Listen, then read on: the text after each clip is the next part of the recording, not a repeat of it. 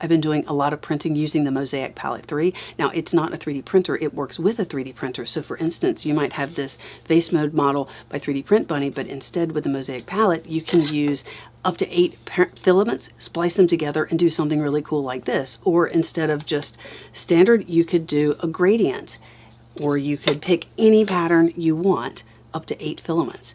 But these are just vase mode. You can also do that same pattern in any model, or do something really cool like this. So I'm going to do a review and I'll put it up soon.